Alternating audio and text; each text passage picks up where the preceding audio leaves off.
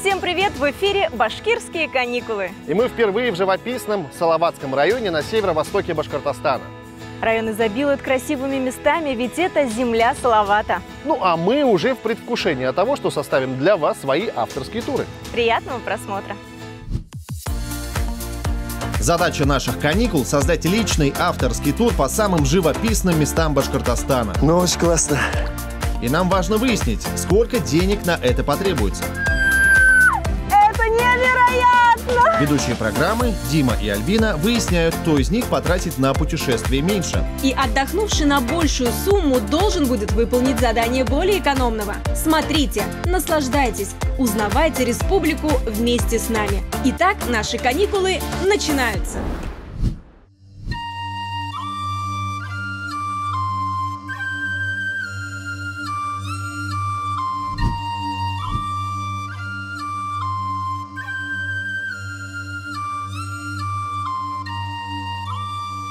Мое знакомство с Салаватским районом Башкортостана начнется довольно предсказуемо, но иначе и быть не может. Ведь проехать мимо популярного Кургазака просто неправильно. Добро пожаловать на источник Кургазак. Один из самых известных на всем Южном Урале.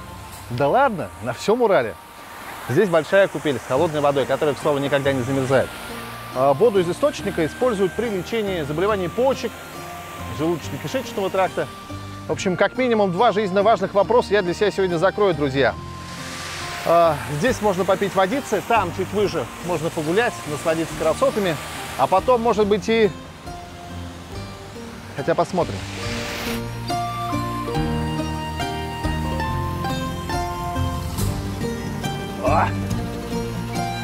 Сразу как будто камни почек хотят.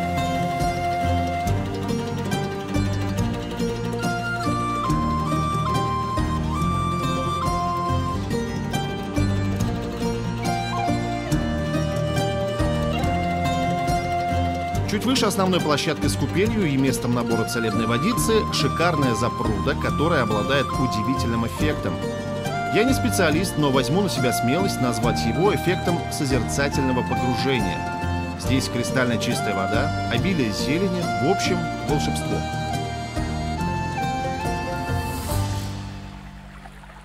Мы находимся у подножия хребта Таратау. Именно здесь он как бы начинается.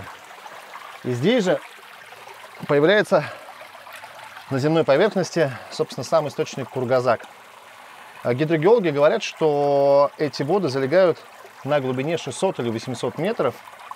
Ну, достаточно сложно, как мне кажется, определить. И якобы вот на этой глубине земные породы, они как бы горят, тем самым насыщая эту воду необходимыми микроэлементами. Вы знаете, находясь в этом месте, хочется философствовать, и вот к какой мысли я пришел. Есть три вещи, на которые можно смотреть бесконечно. Как горит огонь, как и работает Альбина, и как течет вода из источника Кургазак.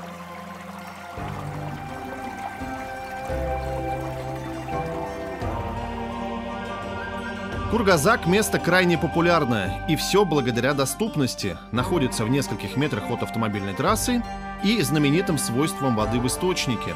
Конечно, для визуалов это еще и прекрасный источник умиротворяющих картин, изумрудные камни на дне небольшого искусственного озерца, причудливые растения, прекрасно чувствующие себя в воде Кургазака. Ну и, что немаловажно, возможность ощутить всю прелесть воды буквально на себе. И желающих большое количество. Я один из них.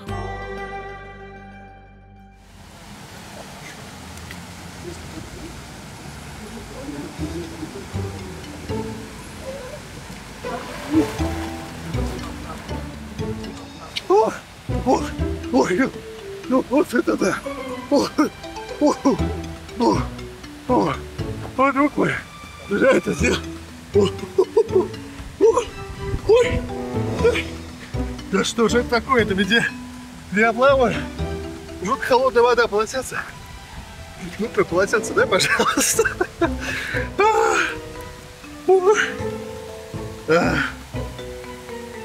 О, вы знаете,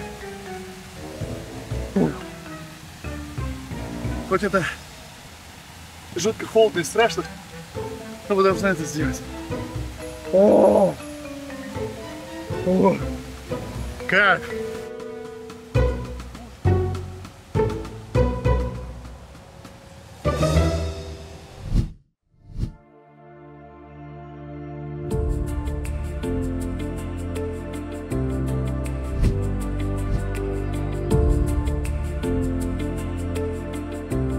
Жемчужина Салаватского района, подарившая Башкортостану мировую известность, санаторий Янгантау. Чудо природы, которое дает возможность человеку укрепить свое здоровье благодаря целебным свойствам источника. Давно я хотела сюда приехать, и свое путешествие начну именно здесь. Гульнара Янна, мы находимся в таком замечательном, красивом месте, санатории Янгантау, где можно вкусно покушать, выспаться, погулять. Но основное же не это, основное же это лечение, которое можно получить. Да, основное у нас лечение – это бальнеологическое лечение, паровоздушные ванны, которые находятся у нас в паровоздушной лечебнице. Там у нас есть общие ванны, местные и поясные. И принимаются они в кедровых бочках. Попробовать-то можно? Попробовать можно. Идемте, сейчас мы это и попробуем.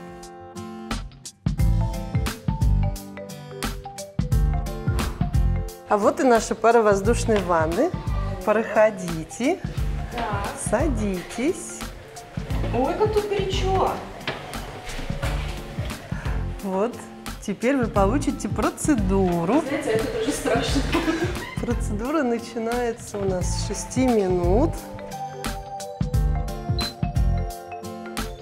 Ну, знаете, так интересно, вроде бы силы тебя не покидают, потому что там голова находится на свежем воздухе. Все подтянется, кожа подтянется, почки начнут работать, суставы будут двигаться и шевелиться. То есть я буду такая оздоровленная, Да, крепкая. да, с улучшенным обменом веществ. Ну, ваша процедура уже закончилась. Да, Сейчас слава мы богу. уже выходим. Так. Пожалуйста. Ой, так холодно. Аккуратненько. Ступенечки. Чувствую себя омолодившейся, загородившейся. Я решила попробовать все, на что хватит времени. А не надолго длится процедура? Процедура 15 минут. Сейчас матрас отпустится вниз, по окончании поднимется. А зачем вниз? Греет подогрев снизу. Знаете, я проваливаюсь. Да, ну так и должно быть. Вы знаете, ощущение такое, как будто это меня заглатывает. Комплексным мой подход не назовешь. И последовательность вам лучше составят специалисты. Я же просто получала удовольствие. Все нормально, все хорошо? Только не говорите, что все закончилось. Да, все, прошло 15 минут. Все, убираем. Ой, Гульнара Янна, я уже прям ощутила на себе весь кайф санаторного отдыха. Это очень хорошо. А сейчас вас ждут водолечебницы на жемчужной минеральной ванне. Ой, звучит очень красиво. Спасибо вам огромное. Я двигаюсь дальше. Хорошо, отдыха. В санаторий Янгантау, как правило, приезжают за комплексным лечением и восстановлением. Но есть и просто любители комфортного отдыха, как я. Для нас здесь целый спа-комплекс с косметологическими процедурами и эстетическим наслаждением.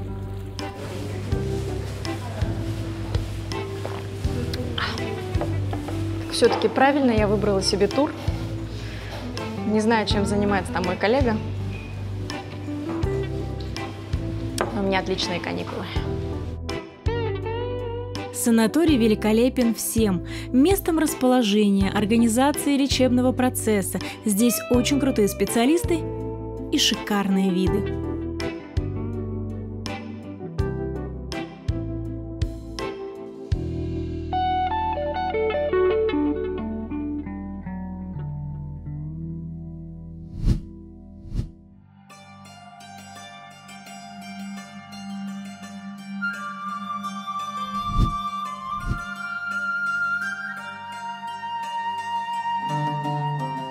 Если вы приехали в санаторий, то у вас наверняка останется время ознакомиться с интересными местами в Салаватском районе. Я вот времени даром терять не стала.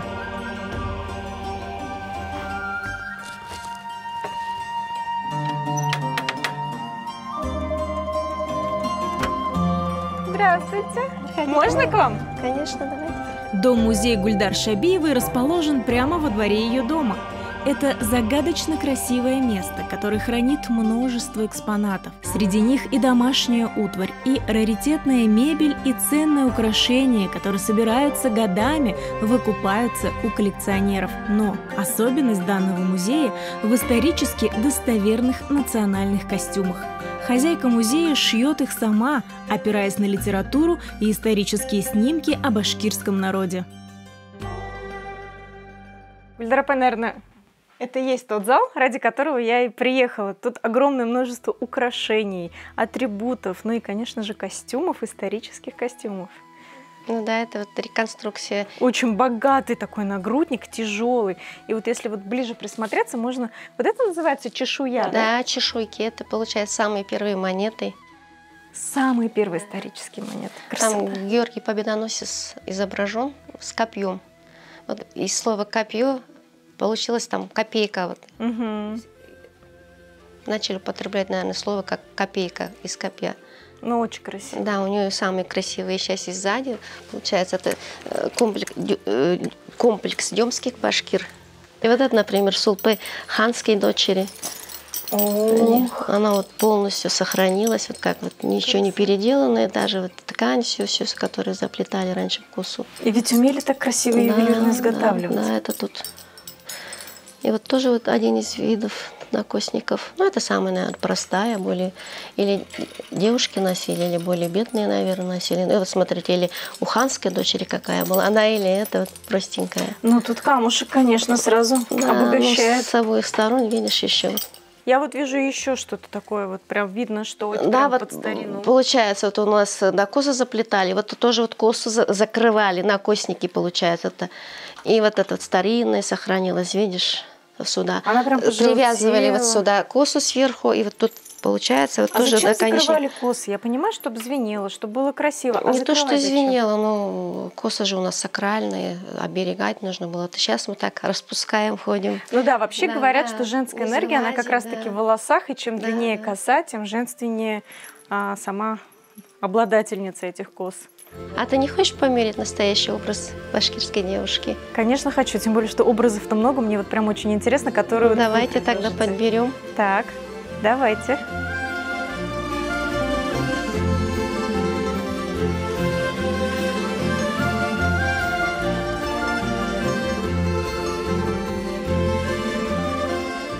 Вот такая я получилась. Расскажите про костюм. Ну, на тебе вот костюм северо-восточной башкирки, можно сказать. Вот это наши северо-восточные девушки, женщины носили вот такой шелковый елян. Ну, многие спорят, что это узбекская ткань, но у нас же шелковый путь, когда появился. Вот у нас Челябинск рядом. Знаете, наверное, там у них в гербе нарисован верблюд. Да, тут да. сколько верблюдов стояли там. Так что ткань была вполне доступной. Да, доступной была. И все привозили. И да, у нас до сих пор сохранились вот такие в музеях еляны, даже зимние варианты, вот новосекинские. То есть все состоятельные башки. Да. И вот, например, еляне, если вот там больше 7 оттенков, это считалось, что богатые.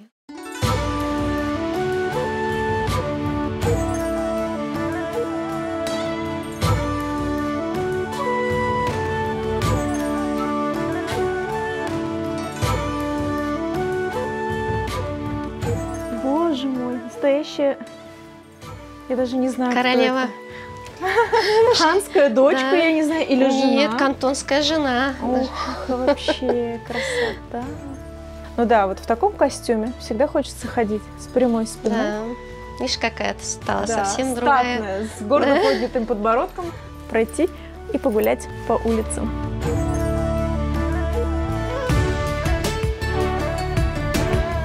Посмотрите вокруг. Этому природному великолепию башкирской земли надо соответствовать.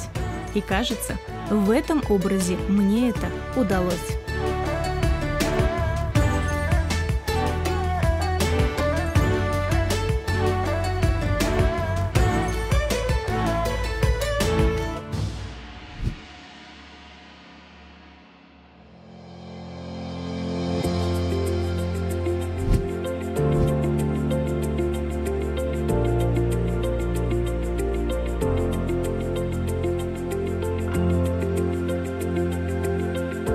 Продолжаем изучать окрестности Кургазака. Буквально через дорогу от источника расположен визит-центр геопарка Янгантау, на территории которого мы и находимся. Внутри уютного домика небольшая, но интересная экспозиция из богатств северо-востока Башкортостана, в том числе прекрасные образцы редких камней и останки некогда обитавших здесь крупных животных. А на выходе из визит-центра увидел то, к чему давно испытываю слабость – красивые, неопознанные мною доспехи.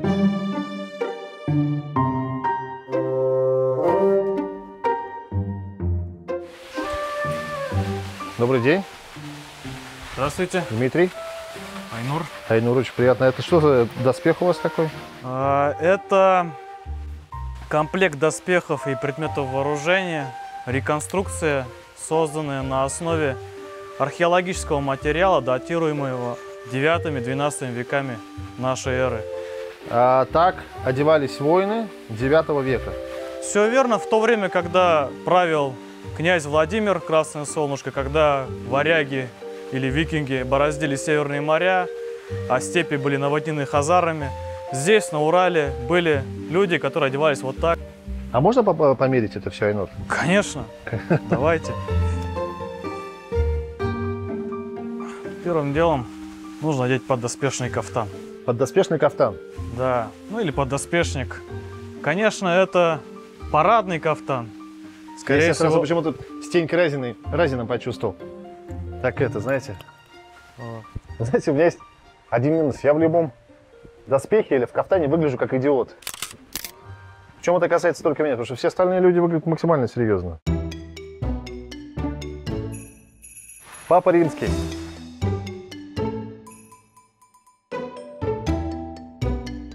Но я же сейчас пехотинец по факту, да? Конник. То есть, как правило, пеший воин был куда менее защищенный. Я надеюсь, наш режиссер меня сегодня на коне не посадит, потому что это чревато. Особенно с этими доспехами. О, коня нужно пожалеть, да. Коня надо пожалеть, да. Это защита урологии. Давайте называть вещи своими именами. Вот, она по бокам вставилась. А, по бокам? Да. Так, это уже не защита урологии. Знаете, есть легкое ощущение как бы незащищенности. А это не убирайте, это я сейчас рубану оператора.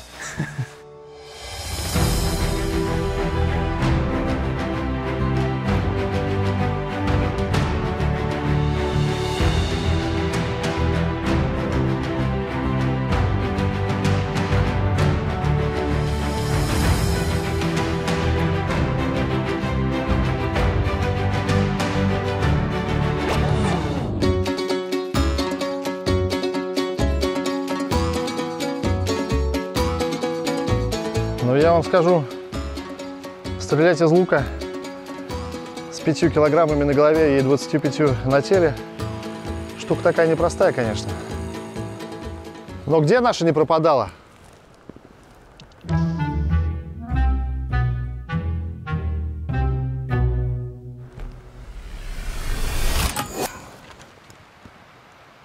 Для начала неплохо. Не составит? Почти! Все, сейчас зафиналим. Слушайте, ну такая хорошая кардионагрузка, я вам скажу. Так, давайте дальше. Вот с этим еще сложнее, да? С этим играли дартс когда-нибудь? Ну, были случаи, да.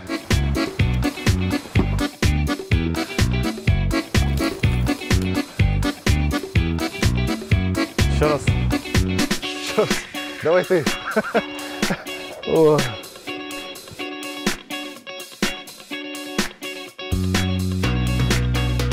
Не, ну без доспехов гораздо проще было бы, Айнур. Да, согласен. Поэтому, как и обещал, рубим оператора.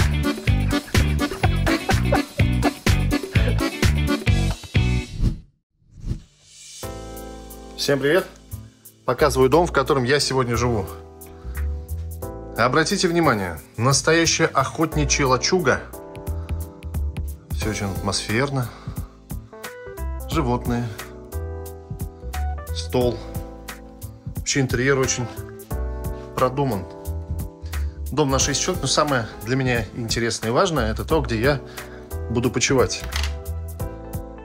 Смотрите, как уютно. Деревом пахнет. Круто.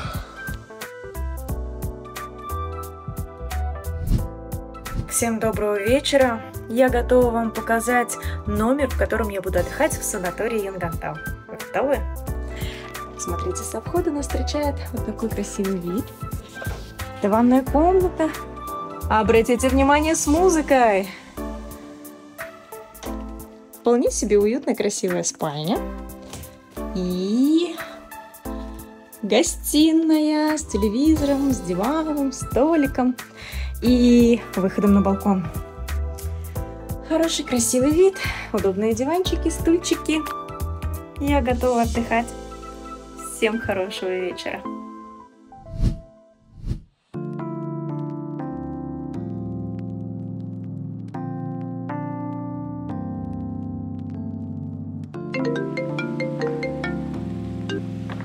Привет. Добрый вечер. Как дела? Ой, запыхалась. Целый день спа-процедуры. И вот сижу у гигантской шахматной доски. Ты что, Альбина в стране чудес? Ну, в каком-то смысле, да. Во всяком случае, кролик в моей сказке был. А в твоей? А в моей сердцу беркут и милей. Доброй ночи. И тебе. Спокойной ночи. Странный какой-то.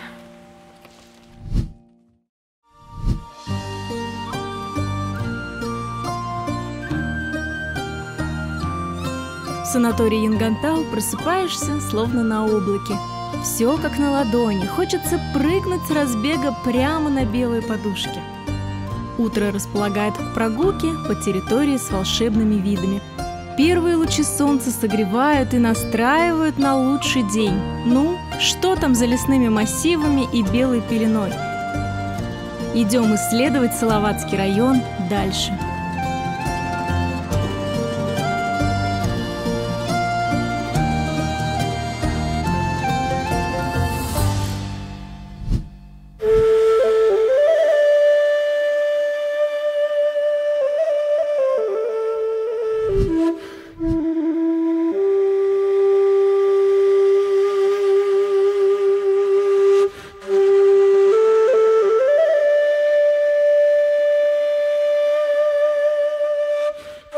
Земля Салавата и прекрасные ландшафты северо-востока Республики Башкортостан. И именно здесь мы проводим свои каникулы.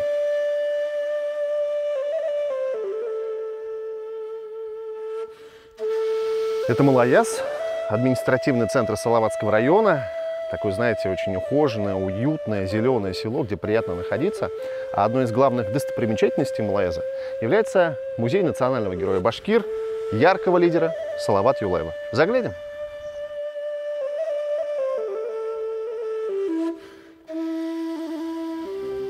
Итак, музей Салавата Юлаева, который с 1985 года является филиалом Национального музея Республики Башкортостан.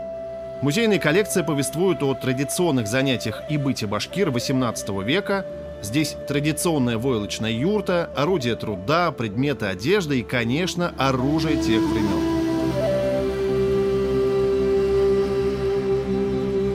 Здесь же детально раскрываются причины, по которым башкирский народ присоединился к армии Емельяна Пугачева. И, конечно, специалисты очень вдумчиво подошли к оценке роли предводителя башкирского народного движения Салавата Юлаева, который, как мы помним, был прекрасным поэтом, импровизатором и вообще человеком удивительно творческим. И это находит свое отражение в экспозиции музея.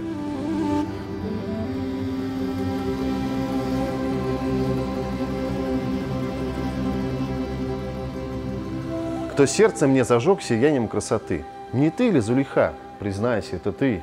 Я много девушек видал тебя прекрасней, но о тебе одной и песни, и мечты.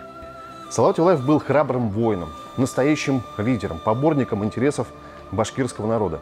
Но что самое парадоксальное в его интересной личности, это сочетание, казалось бы, несочетаемого. Талант полководца и мощный поэтический стержень, благодаря которому мы продолжаем изучать его великое литературное наследие.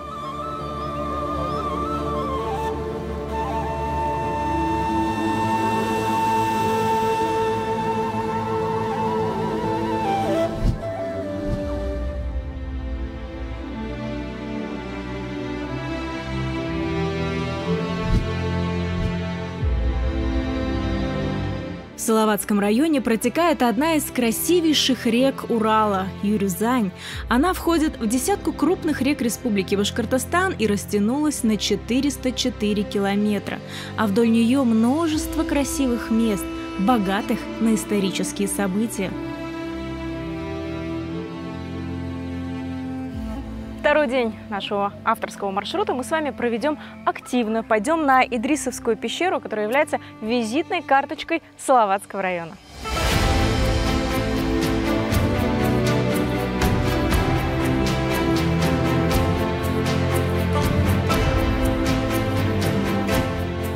Идрисовская пещера расположена вблизи деревни Идрисово. Почему же она называется пещера Салавата? Согласно преданиям, в пещере прятался отряд Салавата Юлаева, национального героя башкир. Сам район был назван Салаватским в честь легендарного героя. Вы знаете, мне кажется, добраться сюда может каждый. Путь короткий, вот она уже пещера, а сколько мест, где можно просто остановиться, полюбоваться природой, присесть, отдохнуть. В общем, чудесная прогулка. Идем дальше, шаг за шагом, и вот она, знаменитая пещера, узнаваемая с открыток из Башкирии. Идрисовская пещера, она же дворцовая, она же пещера Салавата Юлаева. Ведь по преданию именно здесь национальный герой Салават Юлаев укрывался от преследователей.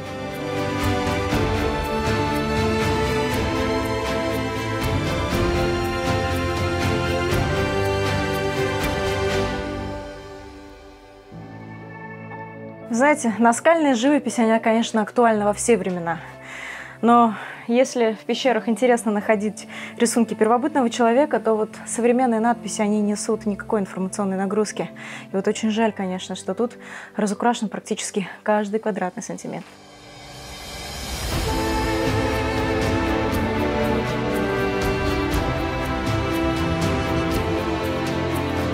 Сама пещера очень интересная и привлекает специалистов для изучения. В разные годы здесь находили изображения на стенах, каменные изделия и керамику от неолита до эпохи железа, раздробленные кости животных и даже человека. Идрисовское урочище в древности длительное время служило культовым местом, неким святилищем для местного населения. Так, кажется, здесь есть еще какая-то пещера, но она такая маленькая. Я думаю, что люди в нее не ходят, и мы не пойдем, да? Не пойдем? Не пойдем. Ну, если даже мы пойдем... Ой, мамочки.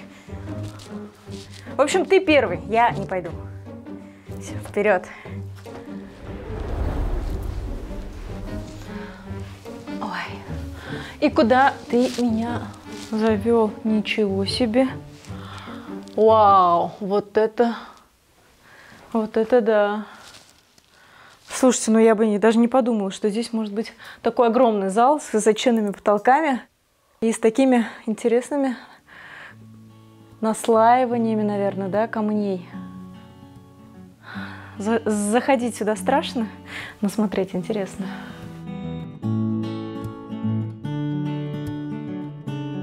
Жутко. Жутко красиво внутри и снаружи пещеры.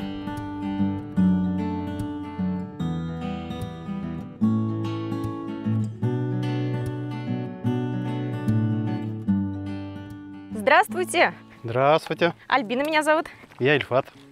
А это ваша техника? Это сабборд. Да, средство знаю, для что сплава. это такое. И прям по реке сплавляется? Какая программа для туристов? Ну, у нас можно взять сабборд в аренду. Можно покататься 1 час, 2 часа. Ну, а можно и сплавиться на весь день. С утра до вечера на сплаве. Ну вот весь день я, наверное, не потяну, так как не умею. А вот для новичков что-то полегче можете? Ну, можете на часок взять. И попробовать. И попробовать по Юрзане покататься. Все, Расскажу. супер, спасибо. Ну что, пробуем освоить новый вид транспорта.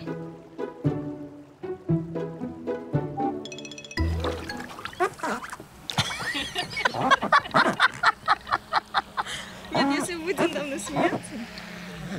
Мы все слышим.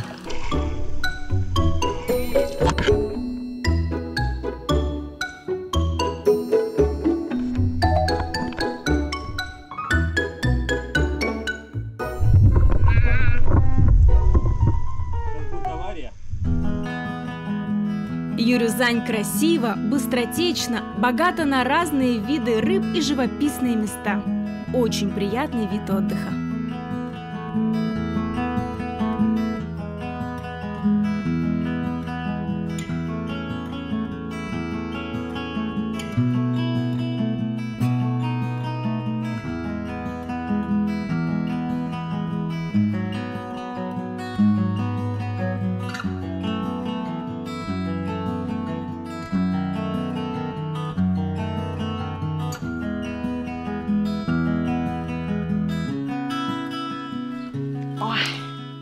Ну что, вот и завершилась моя водная прогулка на Сапе.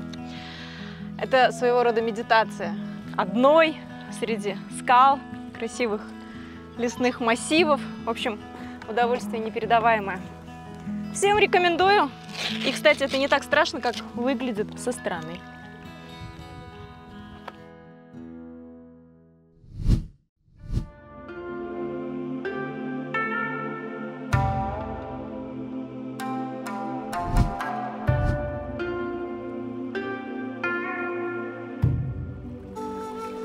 Из уютного Малаяза наша большая съемочная группа окажется в местах, о которых так много слышала и которые давно хотела увидеть.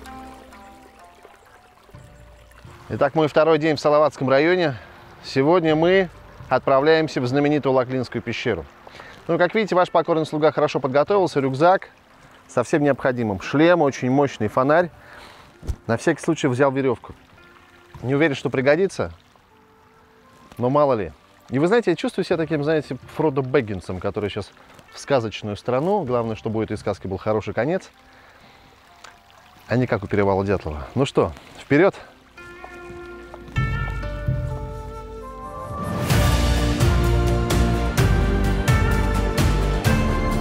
Казалось бы, когда вокруг много красоты, к ней начинаешь привыкать, как и ко всему, чего в изобилии. Но точно не здесь. Зелено, величаво, мощно. Шагов 300 мы прошли, пока все очень ровно, спокойно, но вот дошли до подножия горы, где и расположилась Лаклинская пещера. Посмотрите, угол какой серьезный. Причем посерьезнее даже, чем на горе Золотые Шишки в Белорецком районе, где мы были. Ну что, выбора нет, придется. Пошли. Друг мой, любитель гор. О, не-не-не.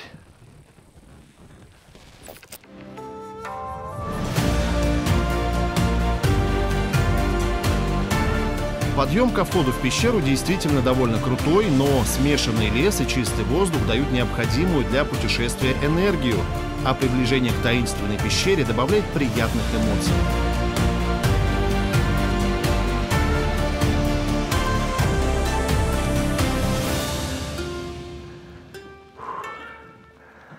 Этот очень сложный путь занял примерно где-то минуты 2,5. Подъем крутой, вот смотрите, какая красота. Это Лаклинская пещера. Такое, два окошка таких интересных. Так, ну дальше вы видите, что ничего не видно. И здесь, наверное, нужно включать фонарь. Пещера большая.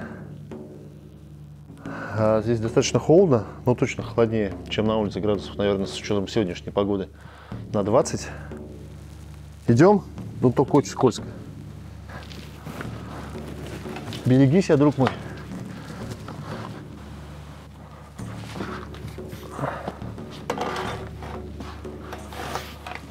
Так, на этом лестница заканчивается. И начинается, собственно, безлестничная пещера Лаклинская. Посмотрите. Причем вот эта часть, она достаточно глубокая. Здесь скользко, камни. Спускаться, думаю, непросто. Причем нужна специализированная какая-то обувь, а не моя вот эта вот лысая, знаете, лысая резина. И говорят, еще глубже. И летучие мыши. Какие-то редкие особенно. Нет, до конца-то я не пойду, конечно, но туда спустимся. Вот такая, ребята, история-то непростая. Обувь надевайте.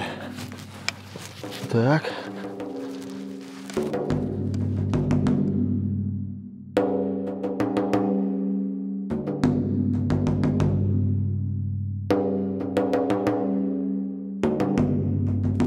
Просто обалдеть.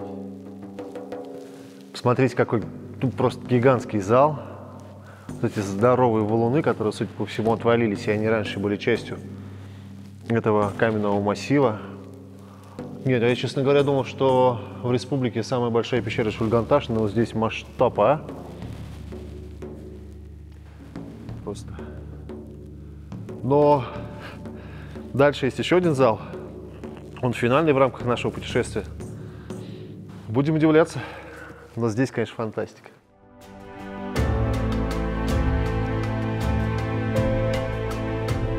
Пещера поражает воображение своими размерами и огромными объемами залов. Груды камней, по которым движешься в глубину пещеры, местами неустойчивы и необходимо быть крайне аккуратным, чтобы не получить повреждения. Здорово, что в нашем телевизионном комплекте есть мощное световое оборудование, которое дает возможность разглядеть пещеру. Обычные фонари не покажут всей красоты Лаклинской.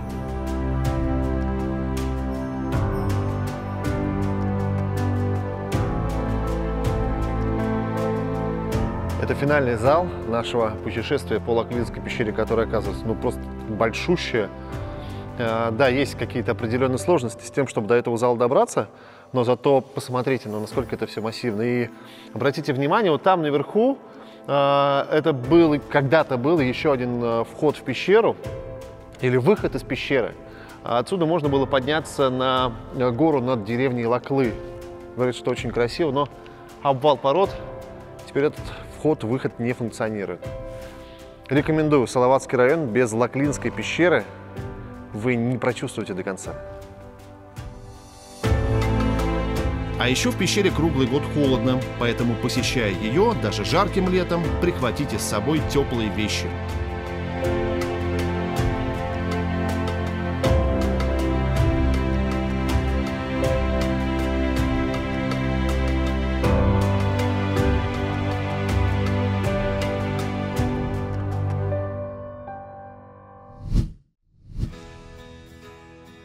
Альбин, привет! О, привет! Ты разнорабочим заделался?